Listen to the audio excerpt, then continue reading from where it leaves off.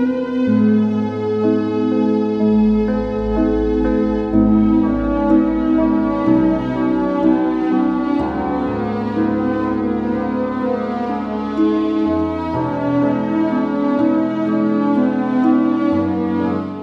think we're doing very well with Russia. Myslím si, že sa nám s Ruskom darí veľmi dobre, ale teraz brutálne bombardujú Ukrajinu. Je pre mňa ťažšie rokovať s Ukrajincami, pretože oni nemajú karty. Nemajú prosto karty.